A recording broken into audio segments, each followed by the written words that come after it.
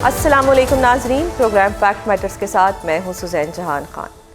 Boycott اس وقت P T I کی وہ پالیسی ہے جو پارٹی میں اختلاف کی وجہ بنتی دکھائی دے رہی ہے۔ آزاد کشمیر انتخابات کا بائیکاٹ کرنے والی پی ٹی آئی نے آج ہونے والے جوڈیشل کمیشن کے اجلاس کا بھی بائیکاٹ کر دیا، جس پر جوڈیشل کمیشن کے رکن سینیٹر علی ظفر نے اپنے تحفظات کا اظہار کرتے ہوئے اس کو مجبوری میں ماننے کا اعلان کیا ہے۔ اس سے قبل آزاد کشمیر انتخابات کے بائیکاٹ پر بھی پی ٹی آئی قیادت میں اختلاف سامنے آ چکا ہے۔ ان اختلافات سے پی ٹی آئی کیسے ڈیل کرنے جا رہی ہے، اس پر بات کرنے کے لیے ہمارے ساتھ موجود ہیں پاکستان تحریک انصاف کے مرکزی سیکرٹری اطلاعات شیخ فقاص اکرم صاحب۔ بہت شکریہ سر پروگرام میں اپنا قیمتی وقت دینے کے لیے۔ شیخ صاحب، سب سے پہلے تو یہ بتائیں کہ پی ٹی آئی کی طرف سے جوڈیشل کمیشن کے اجلاس کے بائیکاٹ کرنے کا جو فیصلہ سامنے آیا ہے، اس کی کیا وجہ ہے، جبکہ اس سے قبل بیرسٹر گوہر اور senator Ali Zafar judicial commission کے گزشتہ اجلاسوں میں شرکت کرتے رہے ہیں، پھر اچانک سے اس بائیکاٹ کی کیا ضرورت تھی؟ دیکھیں، اس بائیکاٹ کے حوالے سے پاکستان تحریک انصاف کی لیگل کمیٹی میں لوگوں نے گفتگو کی ہے، کچھ لوگوں نے سوال بھی اٹھائے۔ اس پہ بیرسٹر گوہر صاحب نے بڑا کیٹیگریکلی ان کو آگے سے بتایا کہ وہاں پہ ان کے جانے کا جو معاملہ ہے اس حوالے سے وہ بڑے کلیئر تھے کہ ان کی نامینیشنز یا ان کا جو پوائنٹ آف ویو ہے اس کو سرے سے کنسیڈر ہی نہیں کیا جاتا، اور جب ہم اندر سے ہو کے باہر آ جاتے ہیں تو ہم اس پروسیس کا حصہ بن جاتے ہیں۔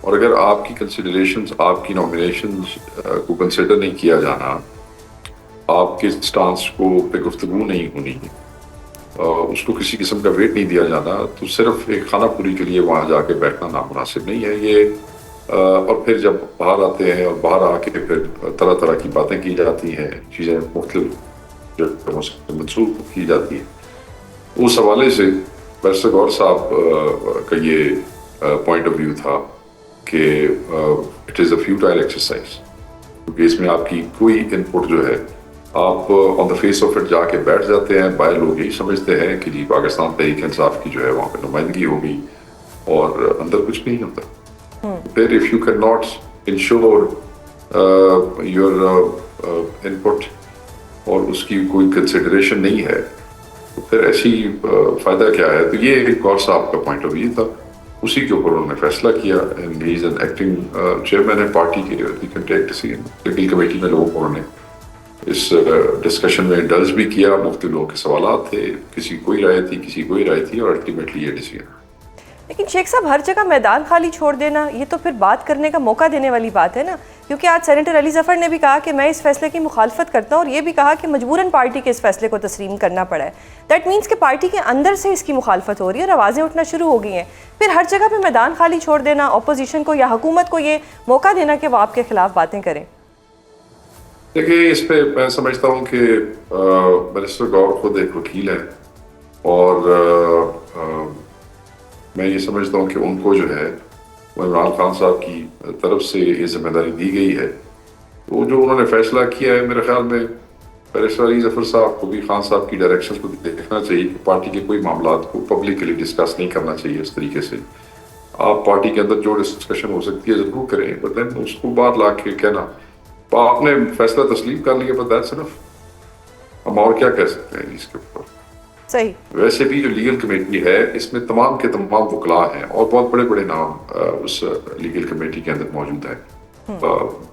آپ کو اندازہ ہے، حسن صاحب ہے، احمد خان صاحب ہے، راجہ صاحب خود ہے جو لیگل کمیٹی کے ہیڈ ہیں، سلمان اکبر راجہ صاحب۔ تو ان کی اوپینین یہی ہوگی سینیٹر علی ظفر صاحب کی، وہ ہمارے سینیٹر ہے، کولیگ ہیں، احترام ہے ان کی اوپینین کا، بٹ احتراماً اگر یہ فیصلہ لے لیا گیا ہے تو بس ٹھیک ہے، پھر اب میں اس میں کیا کہہ سکتا ہوں، پارٹی کی پوزیشن یہی ہے اب تک اس کے اوپر۔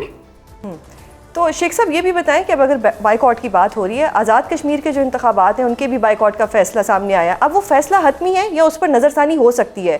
کیونکہ اب آپ کی جماعت کی کشمیر کوارڈینیشن، ہم نے اس کو منسوخ کیا تھا، اگر آپ اس کا اعلامیہ دیکھیں، پہلے تو یہ فیصلہ ایک جوائنٹ کمیٹی میٹنگ کے اندر، جس میں پی سی اور ایپلانٹ اتھارٹی بھی تھی کشمیر کی، جس میں جو لوگ سابقہ خان صاحب کی ادوار کے اندر کشمیر کے الیکشن کو اوورسی کرتے رہے ہیں ان کو بھی دعوت دی گئی تھی، جیسے علی امین گنڈاپور، نیاز اللہ نیازی، سیف اللہ نیازی، یہ لوگ ایپلنٹ بورڈ کے ممبر تھے، اور ان کو بھی اس جوائنٹ میٹنگ میں بلایا گیا۔ اور اس میں سب سے اہم رائے جو تھی وہ وہاں کے سابقہ وزیر اعظم اور موجودہ AJK کے ہمارے پریزیڈنٹ کی تھی. تو اس کی روشنی کے اندر جو اعلامیہ ہم نے ایشو کیا تھا وہ یہی تھا کہ مطالبات منظور ہونے چاہیے اور جوائنٹ ایکشن کمیٹی کے ساتھ جو ہے وہ ایک پیسفلی ان چیزوں کو ریزالو کرنا چاہیے. And we stand with the people of Kashmir. اگر کشمیر کے اندر نقصان ہو رہے ہیں تو الیکشن کا تو تک نہیں بنتا نا جی وہاں پہ. پھر مطلب وہ لوگ جو ہیں میں نے مثال بھی دی اس وقت کہ ہمارے علاقوں میں کیمپین کے دوران اگر کسی کا کوئی عزیز فوت ہو جائے تو ہم شرم سے اس کے گھر دروازہ نہیں کھٹکھٹاتے ووٹ مانگنے کے لیے اگر ہم اس کالونی میں ووٹ مانگ بھی رہے.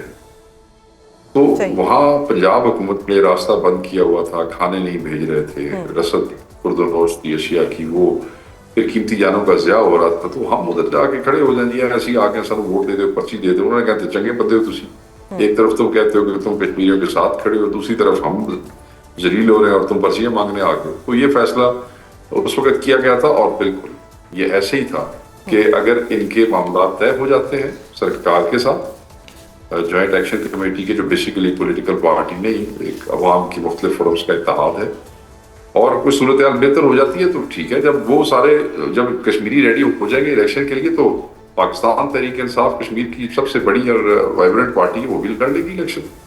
مگر جب تک ان کے معاملات جو ہے نا وہ اس کے ساتھ منسوخ کیا تھا ہم نے اس پہ بالکل واضح طور پہ. اگر کشمیری چاہیں گے کہ الیکشن ہونا ہے تو پھر بس ٹھیک ہے, پھر سب شامل ہوں گے اس الیکشن میں, سارے شامل ہوں گے, پی ٹی آئی یعنی کہ 27 جولائی سے پہلے اس فیصلے پر نظر ثانی ہو سکتی ہے, یہ فائنل فیصلہ نہیں ہے. دیکھیں میں نے اس کے پیرامیٹرز آپ کو بتا دیے ہیں جو ہم نے اس اعلامیے کے اندر بتا دیے تھے. اگر کشمیری چاہیں گے, ان کا موڈ ہے الیکشن کا, تو پاکستان تحریک انصاف اس کا حصہ بن جائے گی.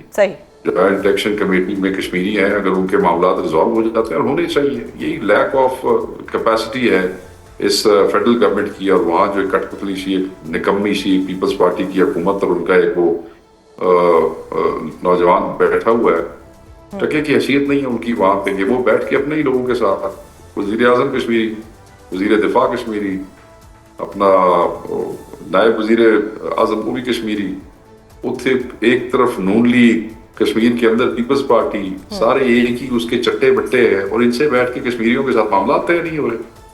وہ کیا مانگ رہے ہیں, وہ ان کا گھر مانگ رہے ہیں کہ تسی اپنا گھر سے کھڑے نہ کرا چھڑو. لیکن ابھی تو یہ دونوں جماعتیں لڑ رہی ہیں, ان کی جنگ چل رہی ہے آپس میں. دیکھیں بات یہ ہے کہ یہ جو کل عدم قرار دیا گیا, یہ کہاں سے قرار دیا گیا؟ فیڈرل گورنمنٹ سے. اور اندر بیٹھا نیچے کون ہے, ان پٹ کس نے دی؟ پیپلز پارٹی نے دی. سب ملے ہوئے ہیں آپس میں, فراڈی ہیں. لیکن شیخ صاحب پیپلز پارٹی تو آپس میں جی ٹروتھ اینڈ ریکنسیلیشن کی ڈیمانڈ کر رہی ہے, تو کیا پی ٹی آئی یہ سپورٹ کرے گی یا نہیں؟ دیکھیں ہم نے اپنا ایجنڈا بتا دیا اپنے سٹانس میں, ہمیں ان دونوں کے گیمکس کا حصہ نہیں بننا ہے. صحیح. اچھا تھوڑا پی ٹی آئی کی بات کروں گی. 5 اگست کو احتجاج کے حوالے سے بات ہو رہی ہے اور کچھ مخالفت کی جا رہی ہے. بیرسٹر گوہر جو ہیں, ان کے جو حامی لوگ ہیں, وہ کہتے ہیں کہ 1 دن کا احتجاج ہونا چاہیے. آن دا ادر ہینڈ جو پارٹی کی دیگر قیادت ہے وہ کہتے ہیں کہ اس کا احتجاج کا جو دورانی ہے وہ تھوڑا لمبا ہونا چاہیے. اس پہ کوئی فائنل فیصلہ ہوا ہے کہ اب کیا کرنا ہے اس احتجاج کے حوالے سے؟ احتجاج تو دیکھیں, احتجاج تو یہ ایم لوگ وہ کہانی بنا لیتے ہیں. احتجاج تو آن گوئنگ ہے نا. یہ تو مختلف صوبوں کی اور صوبوں کے اندر مختلف ضلعوں کے صدور کی اور ایم پی ایس کی کیپیسٹی ہے کہ کون سا صوبہ کس احتجاج کو کتنا آگے لے کے جا سکتا ہے. یہ تو ان کی کیپیسٹی پہ وہ کرتا ہے. یہ تو نہیں ہے کہ 5 اگست تو کیونکہ 3 سال پورے ہو رہے ہوں گے, وہ ایک دن جو ہے وہ ہمارے لیے بڑا اہم ہے کہ آج 3را سال جو ہے مکمل ہونے لگا ہے. اس دن تو ایک ایونٹ ہوگا نا, اس دن تو نہیں اگلے پورے سال کے ایونٹ ایک دن میں تو نہیں ہو سکتے. اس دن ایک ایونٹ ہوگا. بٹ اوبیسلی یس, احتجاج آن گوئنگ ہے, احتجاج جاری ہے, وہ چلے گا اور چلتا رہے گا اور اسی طرح جی. لیکن شیخ صاحب آن گوئنگ کس طرح سے؟ جب تک عمران خان صاحب دیکھیں پرامن آئینی احتجاج, جب تک عمران خان صاحب ناحق اندر ہے وہ رک کیسے سکتا ہے؟ لیکن جو ایک گورنمنٹ پہ پریشر بننا چاہیے احتجاج کے ذریعے, وہ ہمیں کہیں نظر نہیں آ رہا. دیکھیں آپ کو پریشر نظر نہیں آ رہا, مگر آپ کو حالات تو شاید نظر آ رہے ہوں گے کہ وہ پریشر کیوں نہیں بن پا رہا. جو کچھ پاکستان تحریک انصاف کے لوگوں کے ساتھ آج تک ہو رہا ہے, یہ نہیں ہوا تھا نہیں, جو آج تک ہو رہا ہے وہ چیزیں افیکٹ کرتی ہے. ہمارے لوگ شہید ہو گئے 26 کو, 5,500 لوگ گرفتار ہو گئے, 220 سے زائد گریولی انجرڈ ہوئے, ان کو گولیاں لگیں, اور وہ جو 14 شہید ہوئے ان کی FIR عدالت میں ہم نے اس میں وہ کیا، اس کے باوجود ابھی تک درج نہیں ہو رہی. چیزیں افیکٹ کرتی ہیں، انسان ہیں یہ سارے عمران خان کے جو ورکر ہیں. اور اس دوران اس کے بعد بھی پھر ایونٹ ہم نے کیے ہیں، ایسی بات نہیں ہے، دل سے بھی ہوئے ہیں. پنجاب میں بھی لوگوں نے اپنی کیپیسٹی کے مطابق، کیپیسٹی سے اوپر یہ بات نہیں کرتا. جیسا کہ آپ نے بتایا کہ جو حالات ہیں جو PTI کے ساتھ رویہ رکھا ہوا ہے، لیکن اب تو آپ کے ساتھ تحریک تحفظ آئین پاکستان بھی ہے. آن دا ادر ہینڈ مولانا صاحب بڑے کنٹروورشل بیانات دے رہے ہیں. اگر آپ ان کو بھی ساتھ ملا لیں تو پھر تو ایک پریشر بنایا جا سکتا ہے گورنمنٹ کے اوپر. دیکھیں تحریک تحفظ آئین پاکستان میں 95% تو ہم خود ہیں. تحریک تحفظ آئین پاکستان میں کون سی پارٹی ہے جس کی آن گراؤنڈ پریزنس جو ہے وہ ہمارے قریب بھی ہے؟ کوئی بھی نہیں ہے. لیکن جیسے کہتے ہیں نا 1 اور 1 11، اب تو مطلب ان کو بھی ساتھ ملا لیں تو گورنمنٹ کا پریشر بلڈ ہوگا. 11 ہے اور سارے قابل احترام ہے، مگر ان کی پارٹیوں کے سائز ہیں نا اپنے اپنے. ٹھیک ہے جی، جب آپ فزیکلی آن گراؤنڈ آنے کی بات کرتے ہیں، اسٹریٹس میں آنے کی بات کرتے ہیں، تو پھر وہ پارٹیوں کے نام تو نہیں میٹر کرتے، پھر اس وقت بندے بھی میٹر کرتے ہیں نا، بندے بھی کرنے ہوتے رہے. تو وہ تو 95% ہم خود ہیں. ہاں، جو بات آپ نے اگلی کی ہے مولانا صاحب کے ساتھ اتحاد والی، بالکل وہ عمران خان صاحب نے تو 26ویں ترمیم پہ بھی آپ کو یاد ہے کہ ڈائریکشنز کے مطابق ڈسپائٹ دا فیکٹ کہ ہم نے ان کے خلاف الیکشن لڑا تھا، ریپیٹڈلی ان کے پاس گئے، PTI چل کے گئی، 27ویں میں بھی گئی. Unfortunately he again voted for the government.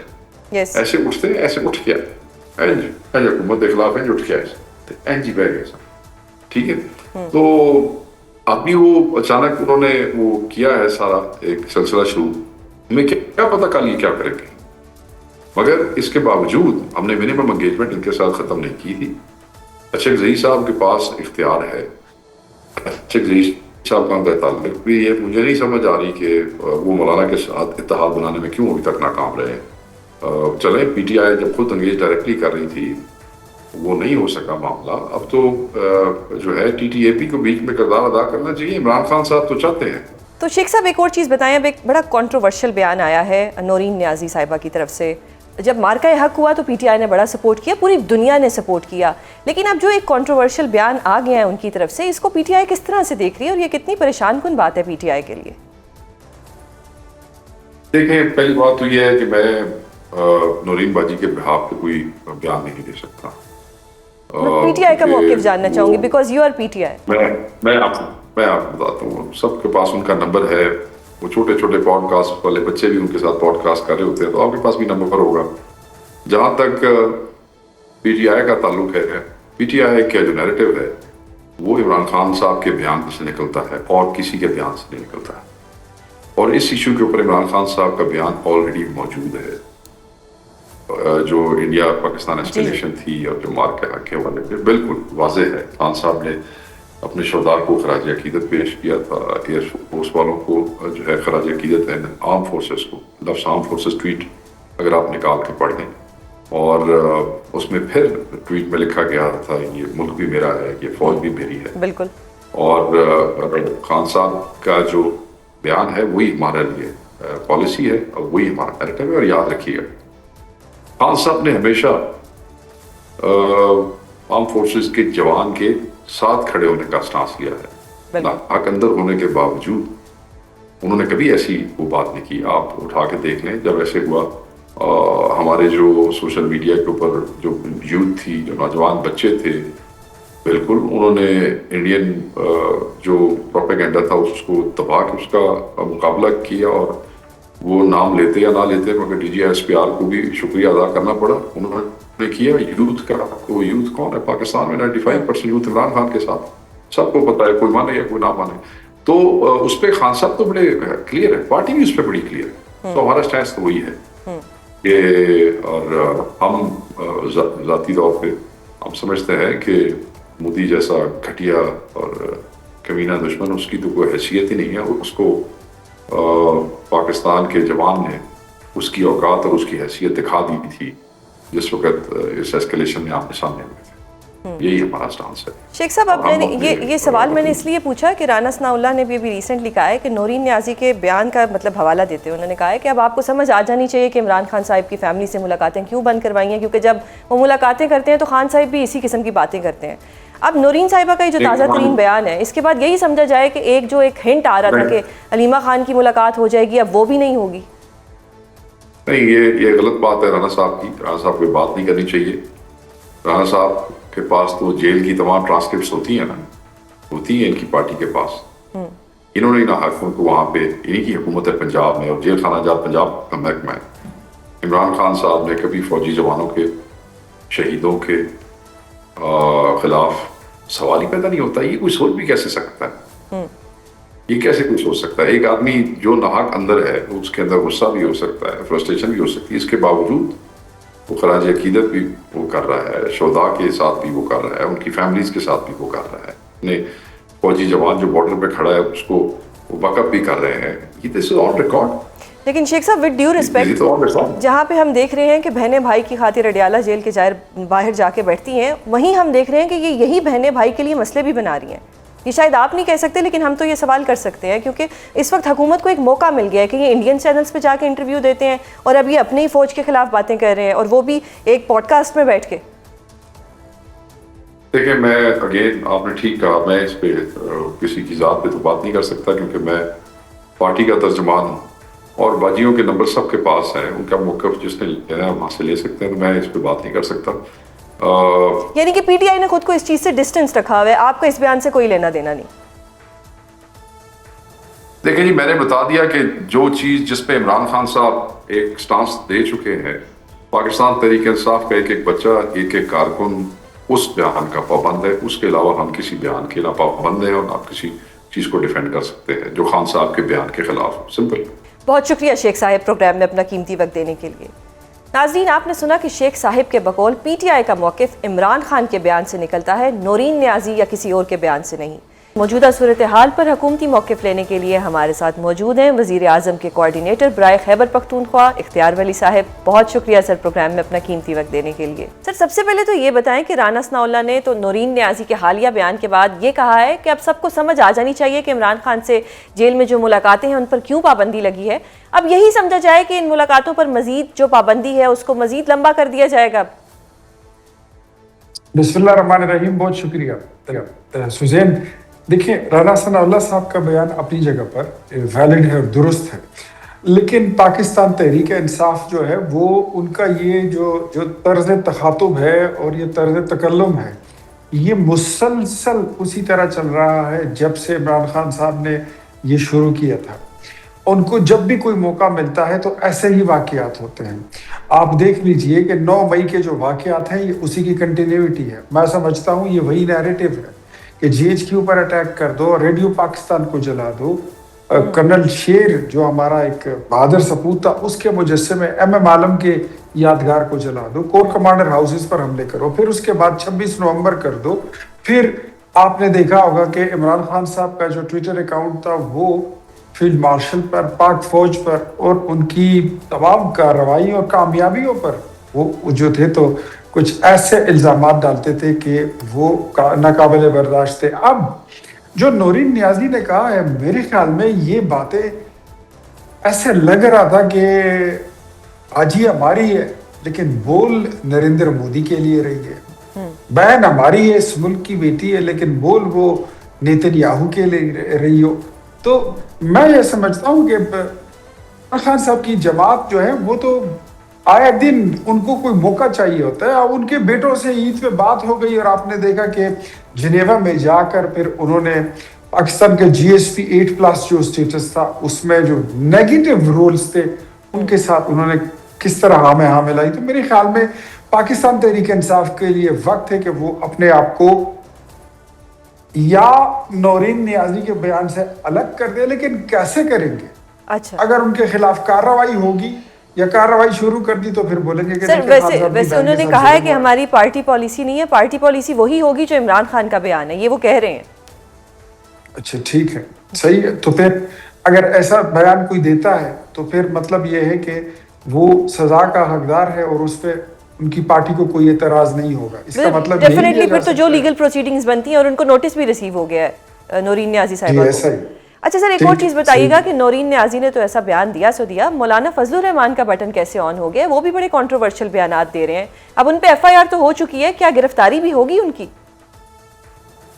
देखिए पाकिस्तान तहरीक इंसाफ और मौलाना फजलुर रहमान के बीच में ये जो मुमासलत आ गई है, ये मुमासलत अगर इसको अब बारीक कैनवस पे जाके ना देखें ना तो इसमें बहुत बड़ा फर्क है। मौलाना साहब ने जो बात की है उससे हमारे अकीदे का इख्तिलाफ है।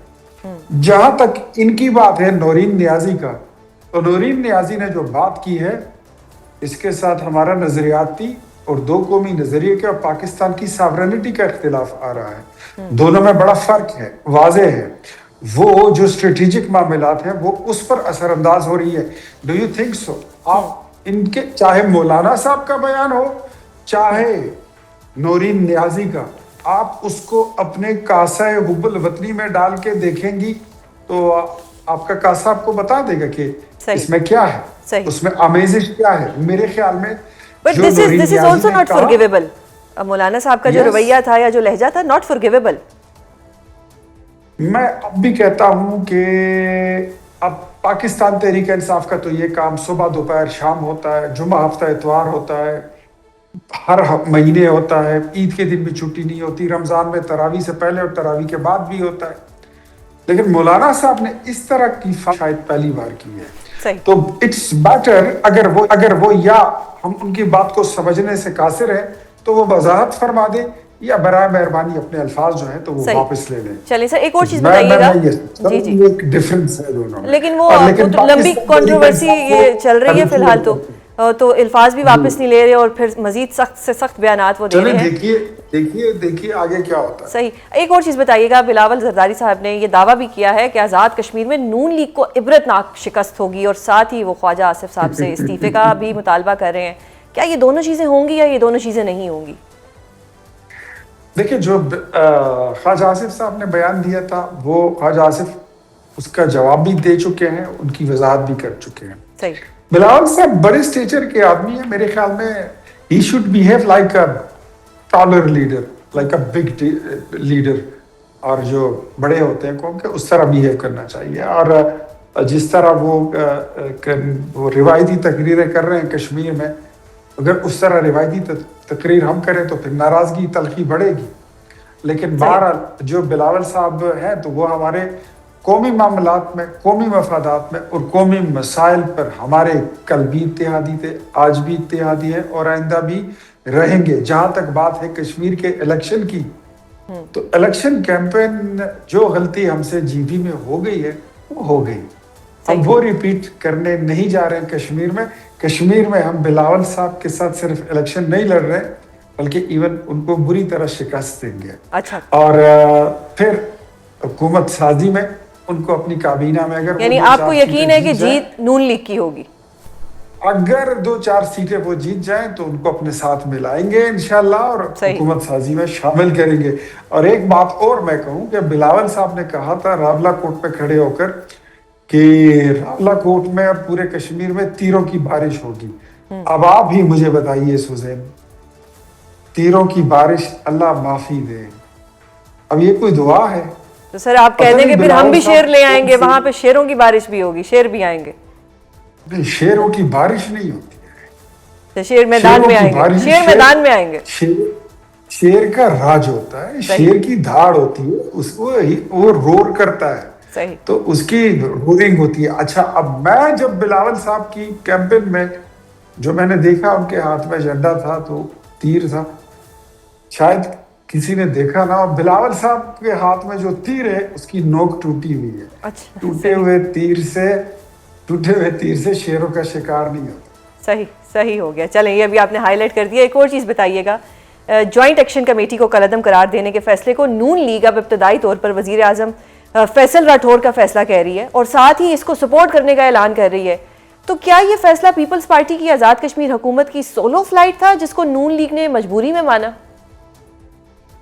देखिए, वो वहां पर स्टीयरिंग व्हील पर थे।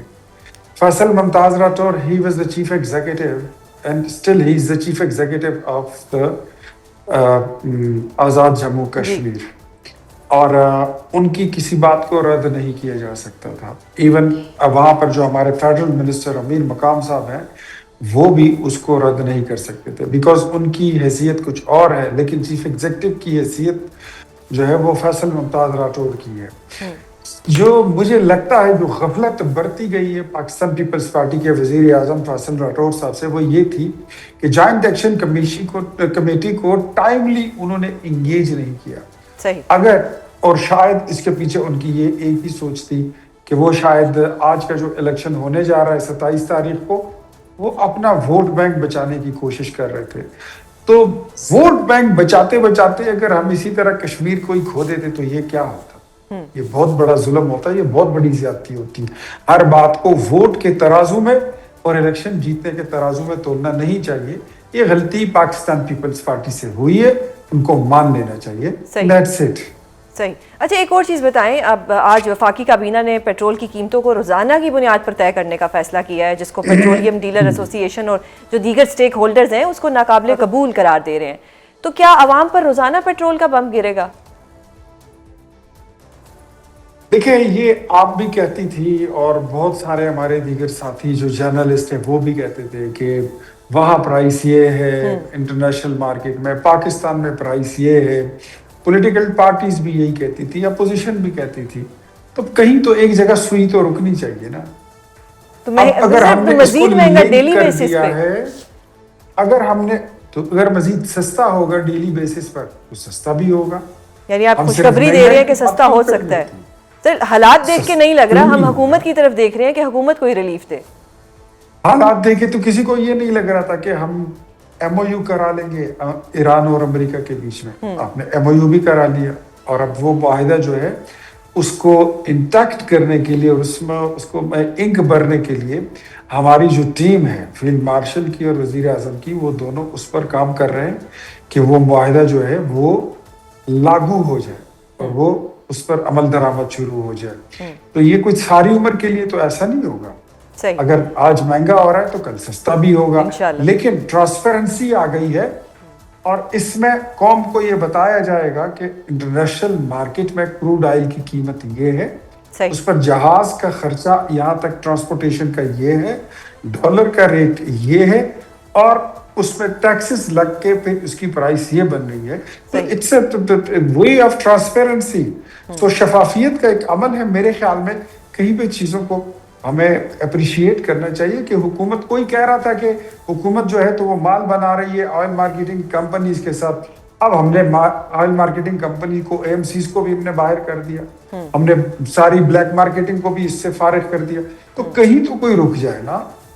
اگر یہ طریقہ کار بھی اچھا نہ ہوا, پسند نہ آیا, اس کو بھی تبدیل کر دیں گے. بالکل. بہت شکریہ سر پروگرام میں اپنا قیمتی وقت دینے کے لیے. ایران یو ایس سچویشن کی بگڑتی صورتحال پر بات کریں گے, جس کے لیے ہمارے ساتھ موجود ہیں سابق سیکرٹری خارجہ جوہر سلیم صاحب. بہت شکریہ سر پروگرام میں اپنا قیمتی وقت دینے کے لیے. سر سب سے پہلے تو یہ بتائیں کہ اب تازہ ترین اطلاعات کے مطابق امریکہ اور ایران کے درمیان 10 روزہ جنگ بندی کی کوششیں جاری ہیں تاکہ اسلام آباد ایم او یو دوبارہ نافذ ہو سکے.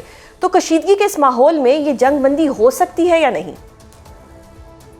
جی بالکل, آپ نے صحیح کہا. یہ دیکھیں کتنے دن سے, بلکہ جو ہے اگر کئی اعتبار سے دیکھیں ہیں تو جو اسٹرائکس ہیں ان کا دائرہ کار بڑھتا گیا اور ایران کی ریٹیلیشن بھی پہلے ایک ملک میں تھی, پھر زیادہ ملکوں میں اور زیادہ. اور اب سب سے جو میں سمجھتا ہوں خطرناک امر ہے ابھی جو حوثیز کی طرف سے ایک اسٹیٹمنٹ آئی ہے جس میں انہوں نے کہا ہے کہ جی وہ سعودی عرب پہ وہ بلاکیڈ کر رہے ہیں, سعودی عرب کا نیول بلاکیڈ. اب یہ میں سمجھتا ہوں بہت ہی ایک خطرناک جو ہے نا ایک ڈیولپمنٹ ہے. آلدو کہ دیکھیں اس اسٹیج پہ یہ اسٹریٹجک سگنلنگ ہے, ابھی انہوں نے کوئی ایکشنز تو نہیں کیے, لیکن آنے والے دنوں میں خصوصاً اگر اگلے 2-3 دن میں ان کی طرف سے کوئی ایکشنز بھی ہوتے ہیں تو پھر دیکھیں, کیونکہ پھر تو یہ جو ہم کہہ رہے ہیں نا ریجنل یہ کانفلکٹ میں بدل سکتا ہے, پھر بات اس طرف جا سکتی ہے. کیونکہ ابھی تک کیا ہو رہا ہے, سعودی عرب کا جو تیل ہے وہ پہلے زیادہ تر ظاہر ہے اسٹیٹ آف ہرمز کی طرف سے جاتا تھا. جب یہ جنگ ساری ہوئی تو انہوں نے, کیونکہ کسی زمانے سے انہوں نے وہ اپنی گیس آئل پائپ لائنز بنا لی تھی, تو انہوں نے آدھے سے زیادہ تیل جو ہے وہ ڈائیورٹ کر دیا. ان کا پورٹ دوسری سائڈ پہ جو ہے جو باب المندب سے جہاں سے پھر ہو کے گزرتا ہے وہ بحری راستہ جو ریڈ سی کو ملاتا ہے گلف آف عدن سے, تو اس سائٹ سے انہوں نے پھر بھیجنا شروع کر دیا. کوئی 60% کے قریب تھے, وہ ان کا پورٹ امبو ہے وہاں سے جاتا ہے. تو اسی طرح ابھی یہ جو ہے یہ جو باب المندب والی اسٹیٹمنٹ ہے ان کی حوثیز کی, کہ نیول بلاکیڈ کریں گے سعودی عرب کا. یہ میں سمجھتا ہوں کہ چیزوں کو ایک خطرناک یا انکنٹرولڈ یعنی کہ سچویشن ٹینس ہوتی جا رہی ہے. بالکل. اب میں دوسری طرف آتا ہوں ڈپلومیسی کی طرف. کیا ڈپلومیسی ہو رہی ہے اس وقت؟ بالکل ہو رہی ہے. بالواسطہ بھی ہو رہی ہے, بلا واسطہ بھی ہو رہی ہے. اس کے ظاہر ہے کہ دیکھیں ایک تو انٹرمیڈیٹس کے تھرو, بے شک وہ عمان ہے, پاکستان ہے, قطر ہے, پھر ان کے کئی ڈائریکٹ رابطے بھی ہوتے ہیں آپس میں. جس طرح یہ بات جو ان سے اٹس این اوپن سیکرٹ کہ اسٹیو وٹکوف کا جو اب ایرانی فارن منسٹر سے ٹیلی گرام ایک ایپ ہوتی ہے اس پہ رابطہ ڈائریکٹ تھا, ابھی بھی ہوگا شاید. تو اسی طرح جو انٹیلیجنس ایجنسیز ہیں ان کے آپریٹرز کے ذریعے بھی ہوتے ہیں آپس میں کانٹیکٹس. تو اب ضرورت اس امر کی ہے کہ یہ دونوں فریق جو ہیں اس جو ہے نا فریم آف مائنڈ سے نکلیں کہ وہ جو ہے نا وائلنس کے ذریعے اپنی بارگیننگ پوزیشن. آپ کہہ رہے ہیں کہ اس فریم آف مائنڈ سے نکلیں, جبکہ عباس عراقچی نے تو یہ تک کہہ دیا ہے کہ ایران اب مذاکرات تبھی کرے گا جب وہ جنگ میں اپنی برتری ثابت کرے گا. تو یہ تو مزید اب جنگ کو جو ہے ایک ہوا دی جا رہی ہے. اب ایران کو اپنی برتری بھی چاہیے, یعنی کہ اب مزید سچویشن ٹینس ہوتی جا رہی ہے. جی بالکل. دیکھیں نا اب اس چیز سے تو ظاہر ہے کہ انہوں نے تو پھر بربلا ایک قسم کا اظہار کر دیا نا اسی چیز کا, جو ماہرین ویسے سمجھ رہے تھے کہ کوشش یہی ہے در پردہ دونوں فریقوں کی, لیکن اب تو بات چلے کھل کے سامنے آ گئی. اب دیکھیں برتری جو سی ہے اس کے بعد کیا ہو سکتی ہے. ایران کو جس طرح کی اس ایم او یو میں فیوریبل ٹرمز ملی ہیں, وہ آپ نے دیکھا کہ جو ان کی کور ڈیمانڈز تھیں, بے شک وہ یہ تھی کہ اس میں نان ایگریشن ایک جو ہے نا کلوز ہونی چاہیے, اس گارنٹی وہ بھی ہے کلوز 1 میں. یہ بھی تھا کہ جی نان انٹرفیرنس کی گارنٹی ہونی چاہیے, وہ ایم او یو کی کلوز 2 میں. اس کے بعد انہوں نے کہا جی بلاکیڈ ہٹنا چاہیے, وہ بلاکیڈ بھی ہٹا. دیکھیں پاکستان تو اس وقت ہم بہت زیادہ مشکل میں آ سکتے ہیں جو اگر یہ دوبارہ اختیار کرتی ہے یہ سچویشن, کیونکہ اگر تیل کی قیمت بہت اوپر جاتی ہے تو پاکستان پہ تو جس طرح اس وقت بھی پرائم منسٹر نے کہا تھا کہ $300 ملین سے بڑھ کے $700 ملین ہمارا ایک ہفتے کا خرچہ ہو گیا تیل کا اور باقی جو مصنوعات ہیں, گیس اور باقی ساری انرجی پروڈکٹس جو ہیں. تو پاکستان جیسے ملک جو ہے, اور پھر یہ صرف پاکستان نہیں ہے, اس میں سارے ہیں بے شک, ایون جو ہے نا اس میں تو انڈیا بھی ہے, اس میں تو بے شک ان کی سٹیٹمنٹس جس طرح کی بھی تھیں جو کہ سفارتی شرپسندی پہ مبنی تھیں, فرق ان کو بھی بہت زیادہ پڑتا ہے. پھر جاپان, کوریا, جو ہے انڈونیشیا, ملیشیا, جو بھی آپ ملک اس میں گنتے جائیں اس خطے کے, اور پھر یورپ اور پوری دنیا اس سے تو متاثر ہوتی ہے. اور پھر بات صرف انرجی کی نہیں تھی کہ انرجی کرائسس, بات یہ ہے کہ اس سے تو ایک فوڈ کرائسس بھی آ سکتا ہے, کیونکہ دنیا کی 1/3 فرٹیلائزرز بھی وہیں سے آتی ہیں اور ان میں بھی رکاوٹ آ رہی ہے. اس وجہ سے جو فصلیں ہیں اس وقت ان کو جو فرٹیلائزر ملنی چاہیے جو ہے وہ نہیں مل رہی پوری دنیا میں اس طرح سے, کیونکہ قیمتیں بہت اوپر چلی گئی ہیں تو وہ تھوڑی کم یوز ہو رہی ہیں. لیکن اس کا امپیکٹ تو آئے گا کچھ مہینے کے بعد جب فصل آپ کی کم ہوگی, جو ہے نا جب آپ کی کراپس, تو پھر ایک دم وہ جو ہے نا انرجی وہ فوڈ پرائسز اتنی اوپر چلی جائیں گی, اس سے فوڈ سیکیورٹی متاثر ہو جائے گی دنیا کے بہت سے خطوں میں. تو اس لیے یہ اس وقت جو ہے صورتحال بہت ہی گمبھیر ایک صورتحال ہے, اور اس میں اس چیز کی بہت ضرورت ہے کہ جو فریقین ہیں اس چیز کا احساس کریں کہ وہ جو دیکھیں انگریزی میں اس کو کہتے ہیں گیم آف چکن.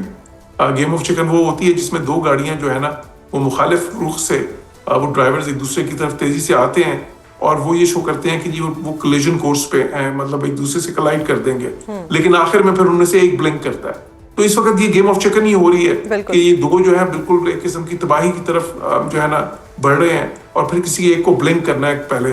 اب وہ چاہتے ہی ہیں کہ وہ بلنک کرے, جی وہ ایران چاہتا ہے, امریکہ چاہتا ہے وہ کرے, اور پھر اس میں یہ اسرائیل جیسے اسپوائلر بھی ہے جو چاہتے ہیں کہ جی دونوں بلنک نہ کریں, دونوں جو ہے نا لڑتے رہیں اور فائدہ ان کو ہو. تو یہ سچویشن ہے اس وقت. اس لیے میں سمجھتا ہوں کہ اس وقت جو ہے نا اگر کوئی ایسا وقت تھا جب ڈپلومیسی کو چانس دینے کی ضرورت سب سے شدید ترین تھی تو وہ یہی وقت ہے. بہت شکریہ سر پروگرام میں اپنا قیمتی وقت دینے کے لیے. ناظرین, آپ نے سنا کہ جوہر سلیم صاحب کے بقول ایران سچویشن مزید کشیدہ بھی ہو سکتی ہے اور ثالثی بھی اپنا کردار ادا کر سکتی ہے. آج کے پروگرام میں اتنا ہی. کل آپ سے دوبارہ ملاقات ہوگی. اپنا بہت خیال رکھیے گا. اللہ حافظ.